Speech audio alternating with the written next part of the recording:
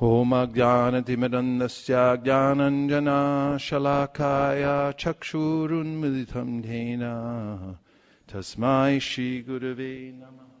Om Namo Bhagavate Vasudevaya.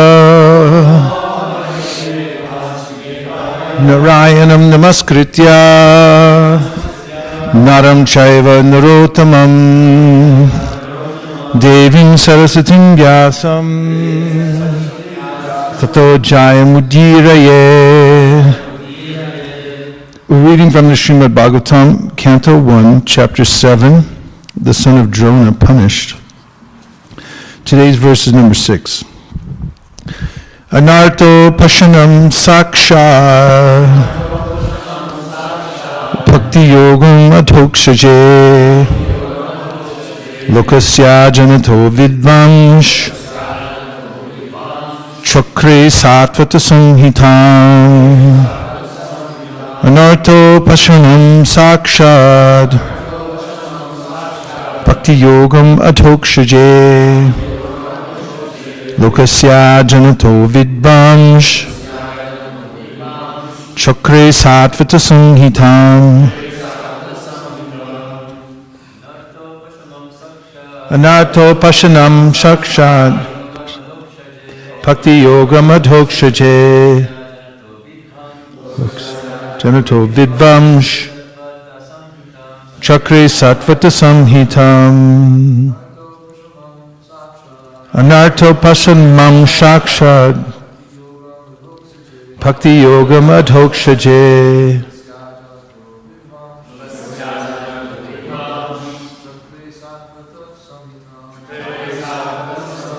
Vaishnavis. Anarto Pashanam Sakshad Bhakti Yogam Adhokshaje Janato Vidvamsh Chakri Satvata Samhitam. Or Ek Moichido. Anarto Pashanam Sakshad Bhakti Yogam Adhokshaje Lokasya Janato Vidvamsh Chakri Satvata Samhitam. Anarta, things which are superfluous. Upashanam, mitigation. Sakshat, directly. Bhakti Yogam, the linking process of devotional service. Adhokshaje, unto the transcendence. Lokasya, of the general mass of men.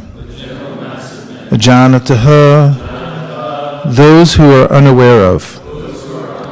Vidvan, the supremely learned. Chakre, compiled. Sattvata, in relation with the supreme truth.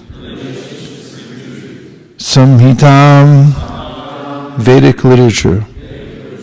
Translation: the material miseries of the living entity, which are superfluous to him, can be directly mitigated by the linking process of devotional service. But the mass of people do not know this, and therefore the learned Vyasadeva compiled this Vedic literature, which is in relation to the supreme truth. Please repeat. The material miseries of the living entity, which are superfluous to him, can be directly mitigated by the linking process of devotional service. But the mass of people do not know this, and therefore the learned Vyasadeva compiled this Vedic literature, which is in relation to the supreme truth. Purport by His Divine Grace Srila Prabhupada. Srila Vyasadeva saw the all-perfect personality of Godhead. This statement suggests that the complete unit of the personality of Godhead includes his parts and parcels also. He saw therefore his different energies, namely the internal energy, the marginal energy, and the external energy. He also saw his different plenary portions, and parts of the plenary portions, namely his different incarnations also. And he specifically observed the unwanted miseries of the conditioned souls, who are bewildered by the external energy. And at last he saw the remedial measure for the conditioned souls, namely the process of devotional service. This is a great transcendental science. It is a great transcendental science, and begins with the process of hearing and chanting the name, fame, glories, etc. of the Supreme Personality of Godhead. Revival of the dormant affection or love of Godhead does not depend on the mechanical system of hearing and chanting, but it solely and wholly depends on the causeless mercy of the Lord. When the Lord is fully satisfied with the sincere efforts of the devotee, he may endow him with his loving transcendental service. But even with the prescribed forms of hearing and chanting, there is at once mitigation of the superfluous and unwanted miseries of material existence. Such mitigation of material affection does not wait for development of transcendental knowledge. Rather, knowledge is dependent on devotional service for the ultimate realization of the supreme truth. Just an observation, not from the Bhagavatam class, but just as far as organizational management goes, in thinking about a temple room as a oasis and a place for people to come together here and chant, what can be a fruitful, helpful, and enlivening exercise is to come together and brainstorm the ways in which to cater to those who come into the environment who don't know what's going on. Some people already know what's going on and they sort of follow along. But if you consider it, like, what's it like to be a brand new person who just walked into this environment? And perhaps they don't know what kind of prayers we're saying, or they have no idea what an artik is or anything. It's best not to assume anything, because it's easy for those who have been practicing for some time to then think that, oh, I know it, so everyone else probably does too. Or worse, like, I know it, so I don't care if anybody else knows. Of course, that's rarely the case. But it's more a matter of sort of reverse engineering and going back and seeing what would it be like if I walked in the first time, and how much information is available in this environment, so that I can follow along and feel like part of the program. And I guarantee you, if you go out of your way to reconstruct the environment in such a way that a person who walked in for their first time would be able to discern everything that's going on and also feel welcome and be able to participate in every part of it and understand what the rituals meant, that it increases the environment for everybody. In fact, oftentimes, even those who have been participating for a long time really don't know what's going on either. Although they say Hari Bol, if you can say Hari Bol, everyone say Hari Bol. Then you just assume everybody knows everything. If you can say Hari Bol, it's like, oh yeah, right, okay, fine, you're good. You don't need anything else. So in this verse, which is in a section of very important verses that have been commented on by Jiva Goswami in the Tattva Sandarbha, today's verse is especially enlivening because he's giving the remedy. Of course, we heard yesterday about the plight of the living entity in the material world as being victimized practically by the illusory material energy. And of course, those who are not in abject illusion realize that they are being subjected to the lower energies of the material world. But then, how to get out of that? Oftentimes people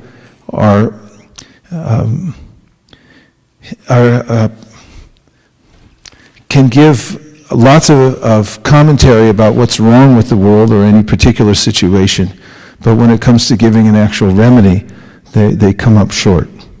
But the Bhagavatam doesn't come up short. It tells us what the problem is, and then it tells what the solution is. This is actually a staple in marketing. They tell you what your problem is and where you hurt, and then they tell you how to fix it. That's very compelling, because everyone's suffering, and the main endeavor that I make in this world is to try to make the suffering go away. So here's the verse. Anartopasanam shakshat bhakti yoga madhoksaje lokasya ajanato vidvams chakre sarvata samhitam. The Lord again comes to our rescue. And this is his preoccupation. He's always thinking, say the prayers of personified Vedas, and they also comment that this is his greatest of all his leelas, is to save the conditioned souls. And everybody likes this kind of thing. When we see a play or a drama and then the downtrodden gets saved by the hero, then this becomes very heartening and glorious. And so similarly here, we're finding that the living entities are drowning in the material ocean, and the Lord's coming to save them. And very particularly in this verse, the way in which Krishna comes to us to save us is in the form of his literary incarnation, Srila Vyasadeva. So it says that the Lord knows that this is the problem, and that's why Vyasadeva compiled this Vedic literature. He did it deliberately. He knew exactly what was going on and what the remedy is, and then he organized the project. It takes a lot of work to organize projects, especially literary ones, because you have to think very carefully about how to compile the literature in such a way that people will be able to read it, and then you have to make sure you distribute it to the masses. So in this verse we find that we have an insight into the desire of the Supreme Personality of Godhead. First of all, that his desire is to give us relief and save us from the material world. And the second is that he does it in very practical ways, especially through compiling literature. Human beings match up with literature well. That's one of the abilities of human beings, not just abilities, but one of the great propensities of living beings is to consume information. And we see from time immemorial, they've been doing it in writing. Our bodies and minds are designed to take in information in the written form, especially for thousands of years, and in all cultures around the world. So Srila Vyasadeva comes and compiles the Srimad Bhagavatam just for this purpose, to make it available to everybody in the world. So in this purport, Prabhupada says that Srila Vyasadeva saw the all-perfect personality of Godhead. And then he goes on to say that if one sees the personality of Godhead, it doesn't mean he sees him alone. He sees the Supreme Personality of Godhead with all of his energies, which include the living entity, the external energy, and all his various expansions, his Shaktis. If you read in the beginning, the very beginning of the Sri Brahma Samhita, there's a in-depth discussion of the way in which Radha and Krishna are situated as the center of the spiritual world, and emanating outwardly from that whorl of a lotus petal, there are the various energies of the Lord, including his various Shaktis. And then on the outside, there are protective forces that don't allow those who are impure to enter within the spiritual world. And then there's the external energy for those who have misused their independence. So when one speaks of the Supreme Personality of Godhead, then that it's automatically assumed that it means the Supreme Personality of Godhead and his energies. Just as when one speaks of the king, one never thinks of the king alone. After all, what's a king without subjects? There's no meaning to that. It's a relative term. And the king comes along with his subjects and his various servants and energies. He has energy. He's a ruler. He controls properties and wealth and so forth. In a similar way, Jiva Goswami points out that when you talk about the moon, you all also understand that the moon has there's moonlight that comes from the moon. There's the moon, and there's the shining rays of the moon as well. So this is an important philosophical principle, and that is that when we say Krishna, we don't mean Krishna alone. We mean Krishna and his energies. There's the energy and the energetic. And his energies, Jiva Goswami says, are inconceivable.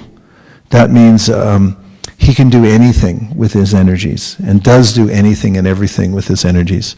And this is actually the meaning of the Supreme Personality of Godhead, that he has unlimited shaktis, or energies. And there's great implication in that philosophical point, because we're part of his energies, and we also have a relationship with the Supreme Personality of Godhead as one of his energies. And that gives an inkling into the goal of life, which is suggested in the Vedas, and that is to reestablish our relationship with Krishna. So, now Prabhupada further down in the purport says, after seeing the Lord in all his energies, he at last saw the remedial measure for the conditioned souls, namely the process of devotional service. It is a great transcendental science and begins with the process of hearing and chanting the name, fame, glory, etc. of the Supreme Personality of Godhead. And so this is the remedy. Even the word remedy is promising. If you're sick and suffering and someone tells you, and they will, that they have a remedy for you, because everyone has a remedy for everything, it's good news. When we get it from Bhagavatam, that there's an actual remedy to our diseased condition in the material world, then it's quite optimistic. When we hear it from everybody we meet on the street, like when you have a cold or any other kind of ailment, everyone will tell you that they know how to fix it. Everybody's a doctor. But Krishna really knows how to cure things, and gives the direct remedy. So if one is ailing and goes to a professional and has great trust and knows in that person and knows the credentials of the person, and then receives a packet of powder, whatever it is that's going to cure, then it's quite an exciting prospect to have that in hand. So similarly, to come across this verse and then to find out what it means, and that is that there's a remedial process for overcoming all the anarthas, or the anomalies that I've come in contact with that are troubling me and have been troubling me since the time immemorial. The remedy is there. And if you simply take the remedy, then you'll gradually become cured of the disease. And this is the beginning of devotional service, which means Vaidhi Bhakti. So when you first have a disease and you go to the doctor, and he or she gives you the medicine, then you take it, and you may not feel immediate relief. And after a few days, you're taking the medicine, and you're doing it out of faith. That I trust the doctor, I trust the source, I trust that was a real diploma on her wall that said she went to medical school. And you keep taking, and maybe you don't feel anything, but you're doing it out of duty. But maybe after the fourth or fifth day, then you start to suddenly feel some difference. It's hard to discern at first. You may think, I'm not sure if I'm actually getting better or not. But then, on the sixth day, you say, oh, I'm definitely better. And everyone starts to look at you and say, yes, I see, you look better. And then you can understand that the medicine is working. So there are different phases in devotional service, but Prabhupada points out here near the end of the purport, but he says, but even with the prescribed forms of hearing and chanting, there is at once mitigation of the superfluous and unwanted miseries of material existence.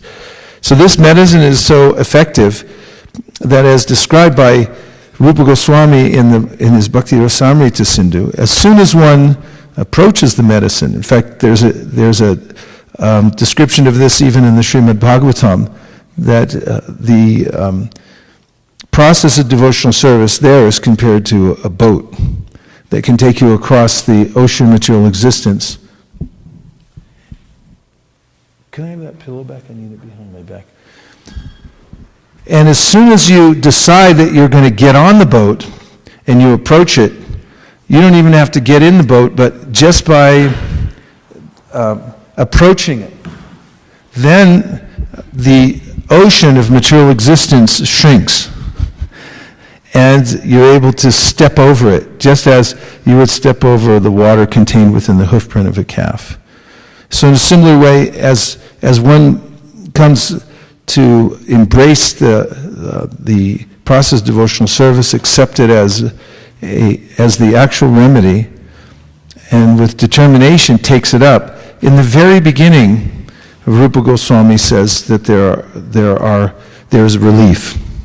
And Prabhupada again indicates, I'll read again, he says, but even with the prescribed forms of hearing and chanting, there is at once mitigation of the superfluous and unwanted miseries of material existence. So there are 6 symptoms of pure devotional service when one approaches the process. Rupa Goswami says the first is that one immediately is relieved of material distress. And how is this possible? Well, the Srimad Bhagavatam and other shastras explain that as soon as you take to the process of devotional service, even at the outset, the karma that you've accumulated over many, many years due to contact with the material nature is eradicated.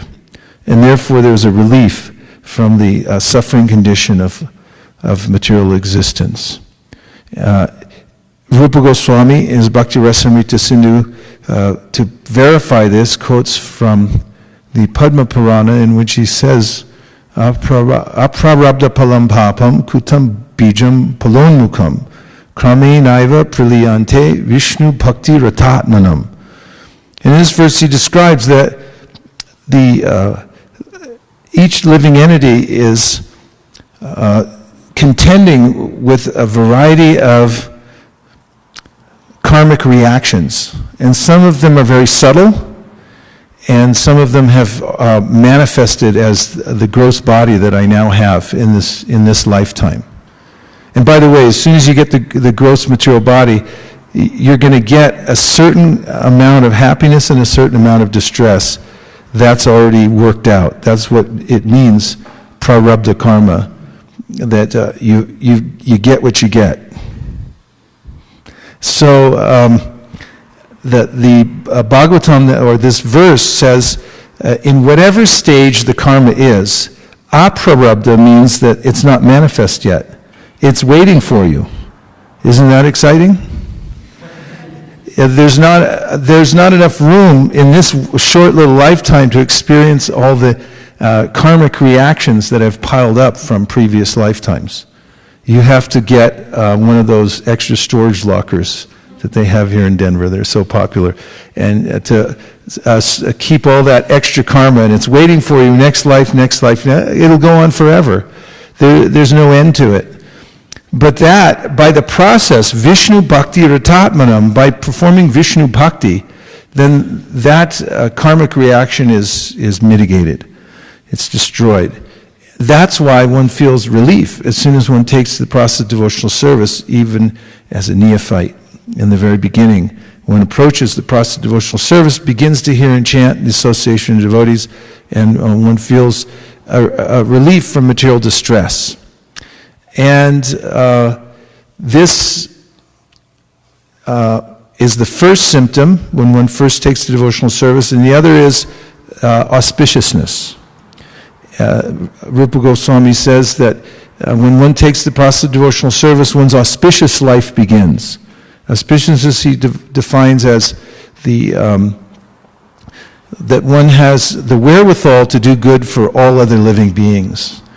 This is a great asset. And not only are you becoming freed from the influence of material karma, but also now you have the wherewithal to do good for others. And therefore your life becomes auspicious. And so with these, the Rupa Goswami says that just like a little plant when it pokes its head out from the soil, those two beginner leaves are very different from the other leaves, and they have a rough surface and a shiny surface, if you notice, a little plant that pokes its head up. So he compares this to the very beginning of devotional service, and that even at the outset, one experiences relief from the onslaught of material distress, and also the birth of auspiciousness in one's life. And this is like the sprouting of these leaves. So Prabhupada finishes his purport by saying, such mitigation of material affection does not wait for development of transcendental knowledge. Rather, knowledge is dependent on devotional service for the ultimate realization of the supreme truth. And this is echoed in the first canto, second chapter of the Bhagavatam, Vasudevi Bhagavati Bhakti Yoga Prayojita Janaya Yashavairagyam Jnanam Chayara Haitukam. That when one takes to the direct process of devotional service by hearing and chanting, one gets knowledge and detachment as concomitant results. And this is necessary, says the Bhagavatam, in order to move forward with determination in devotional service. Same chapter that I just quoted from, Charadhana Munayo Jnana Vairagya Yuktaya Pashyantya Chatmanam Bhaktya Shuta Grihitaya. This says that one must be fortified with knowledge and detachment in order to move steadily on the path of devotional service. And that comes naturally from the process of hearing and chanting. So one conclusion we can draw from this verse today is that Srila Vyasadeva deliberately delivered the Srimad Bhagavatam to us so that we could take to the process of hearing and chanting and thus overcome the limiting aspects of material nature and come to our original position as servitors of the Supreme Personality of Godhead and become happy in this lifetime, make others happy, and then have the mitigation of material existence altogether by going back home, back to Godhead in this lifetime.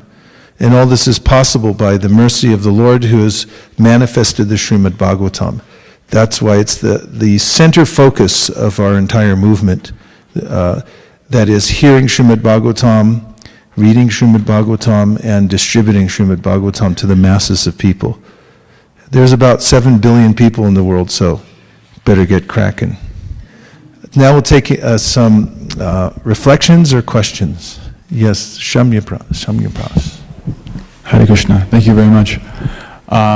I was appreciating this point that you were bringing up from the purport that the hearing and chanting is the prime process, and all the other things like knowledge and renunciation come from that. I have a question. So we see, for example, in your community of Silicon Valley that hearing and chanting is practically an addiction for the devotees. They're very much attracted to hearing and chanting. They're always looking forward to opportunities to get together and hear about Krishna. And I've noticed in myself and maybe in others too that while there may be an attraction to hearing and chanting on one's own, it seems like there are certain obstacles to getting people together and buying into, hearing the Bhagavatam together, hearing different Shastra and talking about it, at least at the beginning, before the taste really becomes full-blown. Can you talk a little bit about how to get from the point of, having some faith in Shastra to really buying into this whole getting together and talking about Krishna and glorifying together and exploring the Shastra? Well, it's more fun to get together. I know whenever I'm in a kirtan with Bhakti Marg Swami, it's twice as fun as when I'm in any other kirtan. And the reason is he brings everybody together. That's what he does in life. He brings people together. So you all know Bhakti Marg Swami, right? If you get in a kirtan with him, he makes eye contact with everybody in the kirtan, and then he like sort of orchestrates everyone's dancing. So they all start dancing together. He doesn't tolerate well people off in the corner dancing by themselves even. But he'll bring them in. Hey, get in here, dance. And this is one of the great arts of being a Goshti Nandi, is to learn the art of bringing people together. And that goes for not just kirtan, but also for prasadam, for book distribution, for hearing and chanting. So one thing you can bet on, you can bet your bottom dollar, and that is that that living entities like to have fun. They don't adhere well to rules and regulations. You just say what the rules are, and they'll follow them for a few days, and after a while they'll go off and make up their own rules. That's what little jivas do. But if you say, little jiva, this is fun, and you make it fun, then you don't have to have any rules and regulations. Little jiva just comes in and says, yeah, this is what I do, I have fun. And they don't have to admit that they're following any process, because they don't like that. They're individuals, and they like to, they more like, little jiva likes to say, like, I'm free, I do whatever I want. So you have to make things fun for the jiva. And if you concentrate on that rather than any kind of formulaic process or any rules and regulations to get everyone together, I'm not against rules and regulations. You can't have an organization without it. You have to have that sense also that there's actually somebody in charge here. Otherwise, jiva really flies around, and they just all start their own processes and organizations and start making stuff up on their own. So make it fun, and make it obvious that it's fun, and think of ways to find out the science of what makes it fun for people. People like to be recognized, that's one thing. They like to be consciously acknowledged. They like to participate sometimes. They also like good food. That's one thing. Any living entity, even animals, you advertise in the neighborhood, hey, there's good food over here. We were just in Japan, and at Jayashree's house and Anantagaranga's house, they have an apartment on the 5th floor near the Tokyo Temple. So there's a balcony outside, and there's a few birds that come. They have a little wristwatch on. They know when to come, and they stop in and get biscuits out on the balcony. They make, I'm here, and they bring out their biscuits and they feed them. So if you feed people, they're likely to come back. And animals too, they come back at the same time. Nirkula?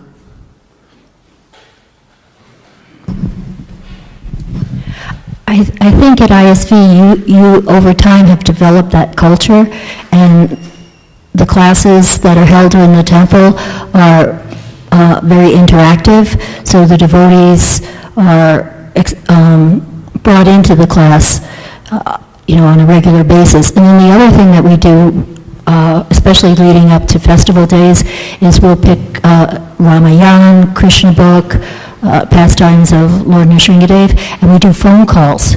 And devotees take turns reading the Shastra and the stories. And it's done usually at 7:30 or 8 o'clock at night. The kids are in bed, everybody's been fed, and the devotees can just join the call. And then you're kind of giving everybody a bedtime story. So devotees develop a taste like that, and then at the end of the reading, they're invited to share their realizations and reflections. So that might be a way to start something.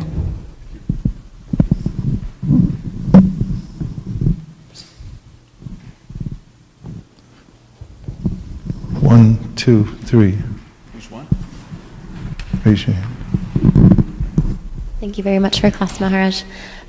This word came through and I was in Seva, but inconceivable, and it struck a chord with me because I've been reading a book by Stephen Rosen. I don't know his devotee name, but he's on the Back to Godhead magazine editorial board and has written numerous novels, and it's, I think, called Christ and Krishna, and he speaks about, or the way he sets it up, it's a Swami Maharaj, and from a Gaudiya Vaishnava tradition, and Frank, they were good friends as children, and Frank became a Catholic, I don't want to use the wrong word, but very high up, kind of a monk-like character, and they came and sat down, and they discussed this inconceivable potency. So if we're developing love for someone, for a beloved, there's a certain amount of wanting to know more about them, who they are, where they came from, and then the more the relationship develops, the more you want to kind of uncover more of their background. And so the inconceivable potency is interesting because in Shastra it says that we learn or we understand Krishna by devotional service. Is there an element of, will we ever fully understand, or will it always be inconceivable? And do we really need to fully understand Krishna to be absolutely in love with him? Krishna will always remain inconceivable, and there's a time at which when devotees become more intimately connected with Krishna out of priti or loving sentiment, that they're no longer so much interested in his inconceivable nature, but they're just fascinated with him. For instance, yesterday we were reading the Nectar Devotion. It's described how Krishna is a pleasing talker. And there's a description there when Krishna was a little boy, he used to say all kinds of things around the village, and everyone would become fascinated by hearing what he had to say. Then when any little boy or girl starts talking and speaking philosophy, everyone's like, "What'd you say?" But Krishna's masterful at that, even when he's a child, so people listen in and they become fascinated by him. And one of the underlying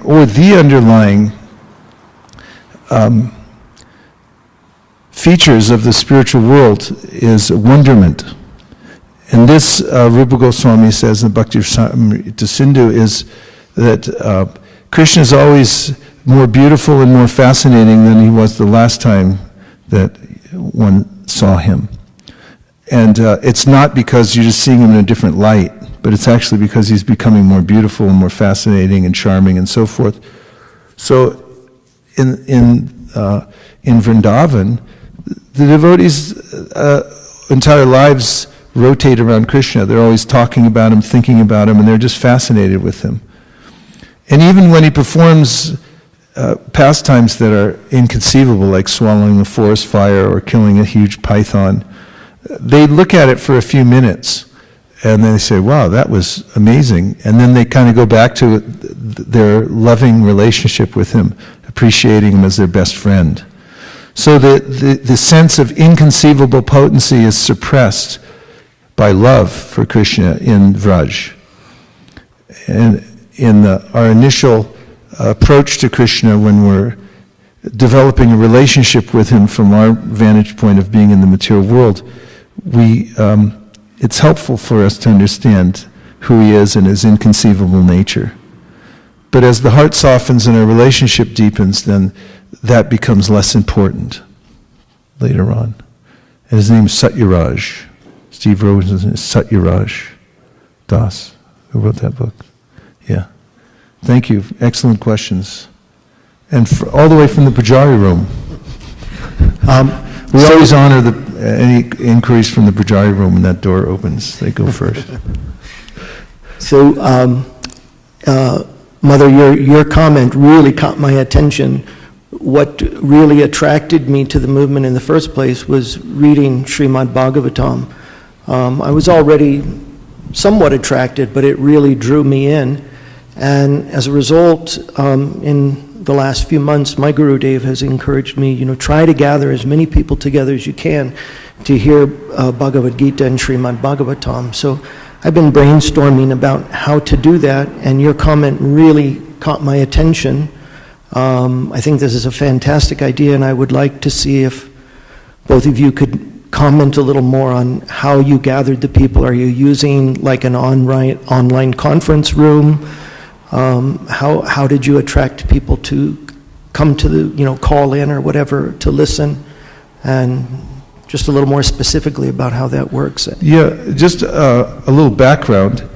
I mean, as far as because we were talking about the context of ISV, which stands for ISKCON of Silicon Valley. It also stands for Independent individual, spontaneous, and voluntary. We started in a really simple, humble way there. A lot of the classes, there were like 2 people there for many years. I used to go down every Wednesday to give Bhagavad Gita class at the tiny little storefront temple we had, and sometimes 2 people came. But I really didn't care. I was just happy to be there, to have a forum for reading the Bhagavad Gita and studying it, and I always appreciated that there was anybody there. But as Srila Bhaktisiddhanta once said, that even if nobody shows up, you can preach to the 4 walls. It's for our own purification.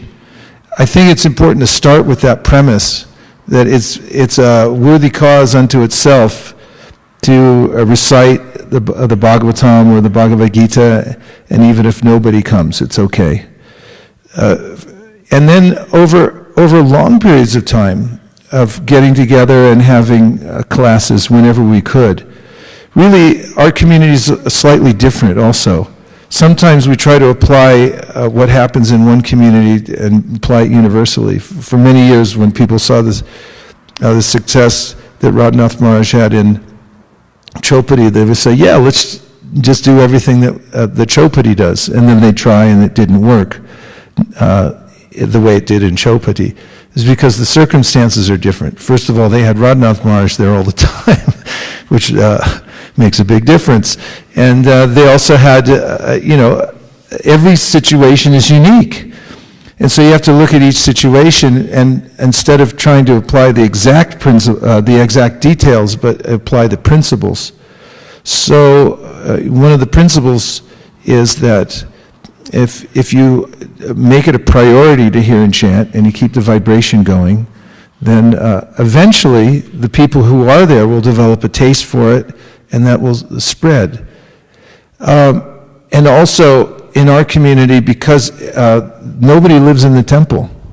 Everybody lives outside. It's always been like that. Therefore, we really emphasize the Panchanga Bhakti, this idea that Chaitanya Mahaprabhu gave out of 64 items of devotional service, 5 are particularly important. And he said that even if you have a little connection with them, even if you don't have faith in them, they'll be, the participants will be successful. So we've always worked with that premise that although the devotees live far away, to come all the way to the temple to participate takes a great endeavor. Many of them have children and so forth. But we felt that if on some consistent basis we had hearing and chanting, then it would be successful. And that's one of the reasons we have longer classes. We don't have classes every single day like you do here. On Wednesday nights, we have a 2-hour class. Saturday morning, we have a 2.5-hour class. Our Sunday feast lecture is 2 hours. But so we get together when we can. Of course, we have other times also. So that's something to keep in mind. The other thing, as far as using technology goes, we've taken to live streaming on Facebook, so people can join there. And we also have our own channel on ISKCON of Silicon Valley. So whenever we have an event, it gets live broadcast right from the website. And then we also make a phone bridge. So we do all those things simultaneously. So some people who want to can join on the phone. Some people can join the live broadcast. And then there's a feature for these phone bridges, conference calls, where you can put people in a queue at the end, and then they can, one by one, without interrupting each other, come on and give their reflections. And it's good to have a moderator besides the person who's reading to take care of all that so that you don't have to think about it. And you can organize like that. And we do get people that join in from all over the world. It's not just the local community. People hear about it and say, hey, can I get on the call? And it creates a nice atmosphere in that way. So you can try that. It's helpful for people because they don't have to move all the way to a certain physical location to participate. And when we built our new temple, our conception was that the temple itself would be catering to a live studio audience. But the main audience was outside on the internet. That's why if you open the walls at ISV, you'll find more wires per inch than in any other temple in the world. We put everything in there, fiber optics and to every room, so that we could broadcast outward to the world. We got cameras all over the temple room so you can get from every angle. We invest in the highest technology. We spare no expense to get the highest technology, and we have people that work on it full time, not only researching what's out there, what's better, but also even during the programs there's somebody who's running the cameras and making sure everything works.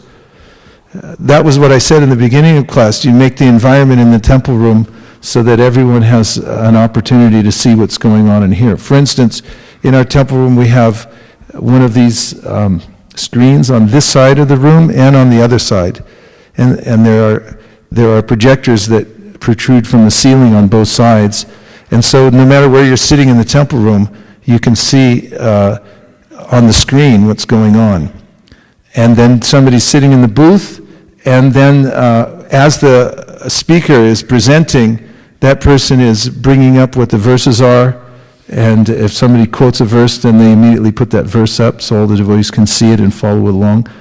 So these kinds of, if you put a little thoughtfulness into it and try to organize things and always make little improvements like that, then people notice it. They see that the environment's becoming more friendly for hearing and chanting. You know, little things like, last night I didn't know that there were students coming. And I was wondering, who are all these young people who seem to know what's going on?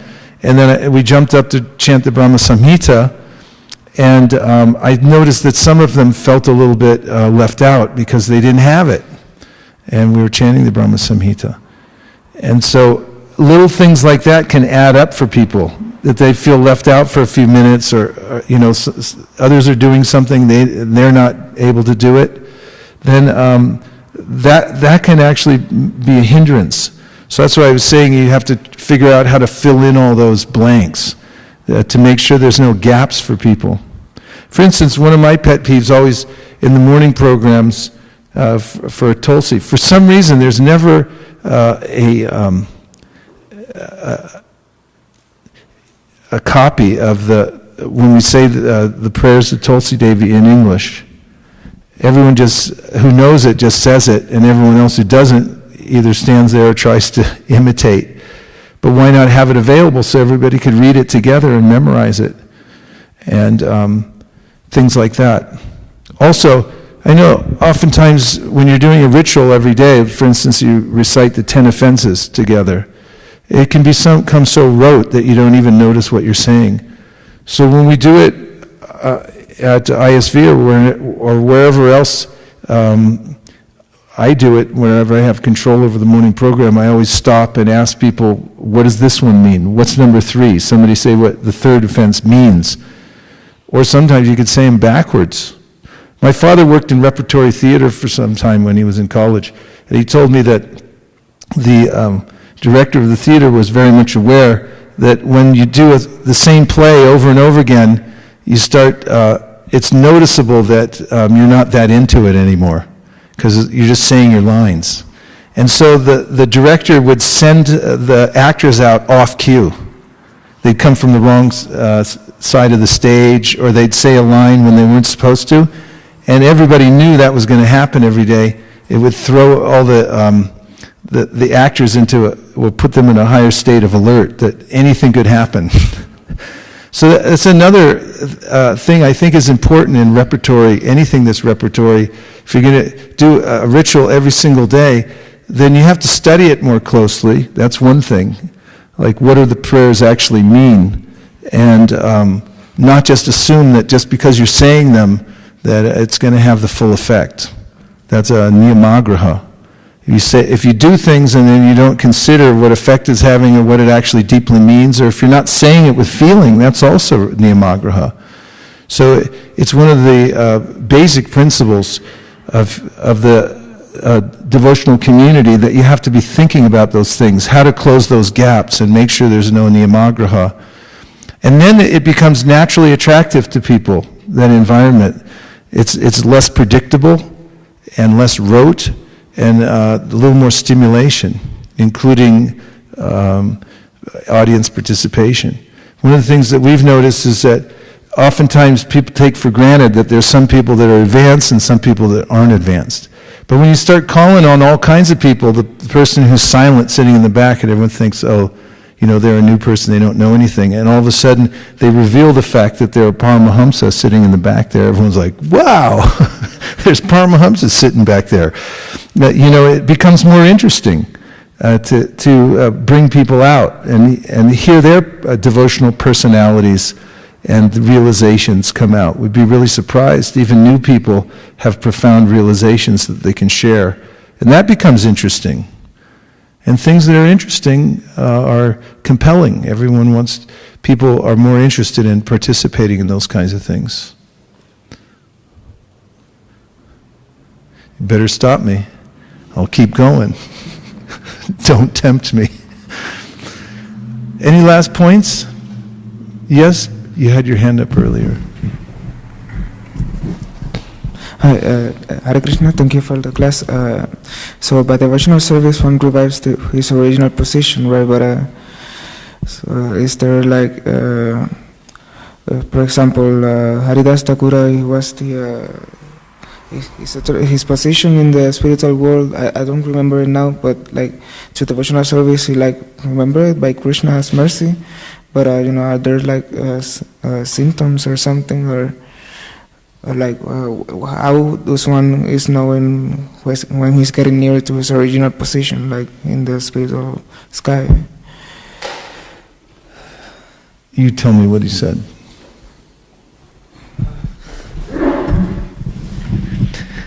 I think he was basically asking that when one's on the process of devotional service, there's other great devotees who, they had a really exalted position in the spiritual world, and then after a certain time they became aware of it. So he was asking, how do we become aware? What are the symptoms that we're starting to become aware of our original spiritual position?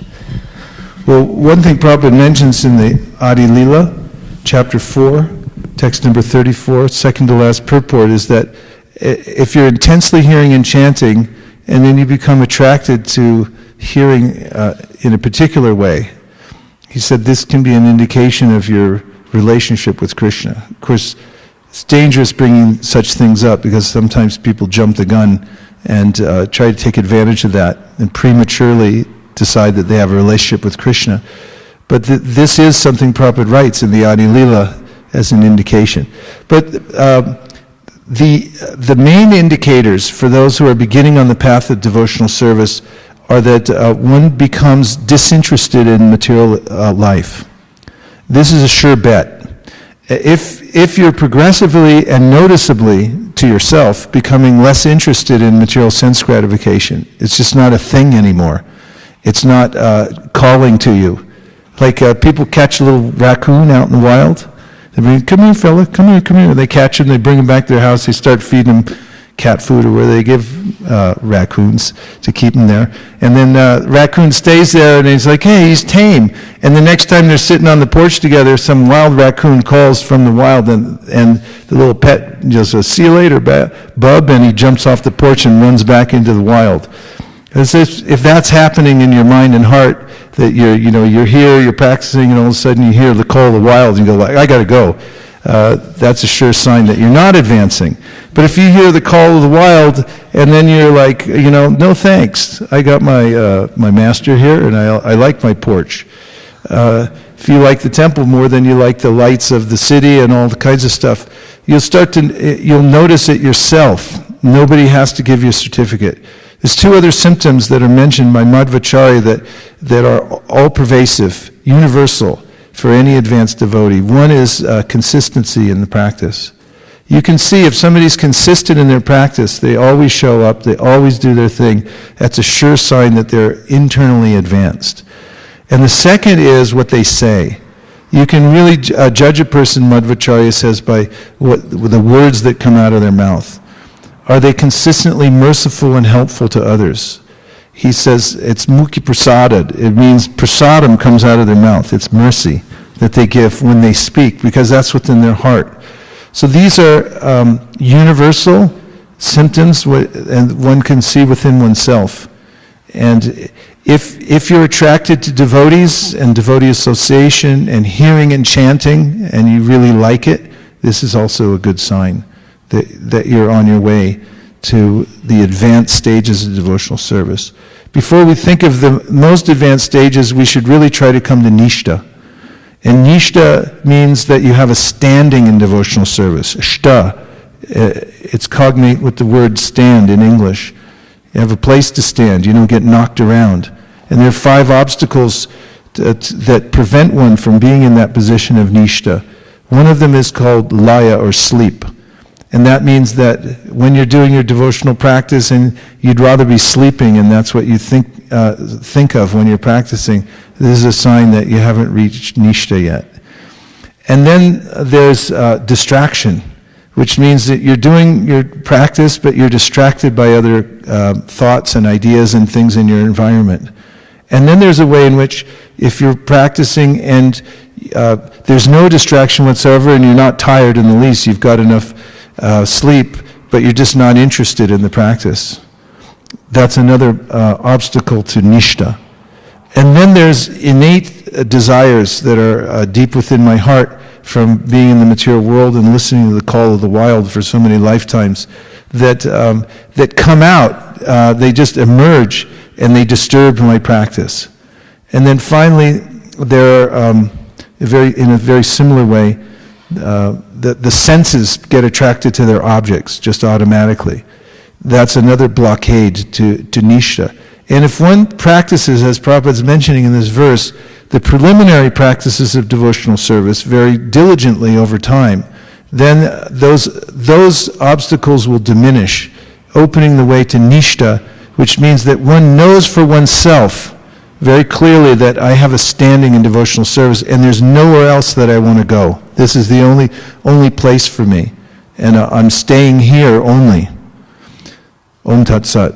Thank you very much, everybody, for participating in the most glorious event that's happening here in all of Denver, or Colorado for that matter, today, and that is the assemblage of the Srimad Bhagavatam class. Gaur Premanande Haribo, Nitai Gaura Haribo, Haribo, Haribo, Nitai Gaura Haribo, Nitai Gaura Haribo, Haribo, Haribo, Nitai Gaura Haribo.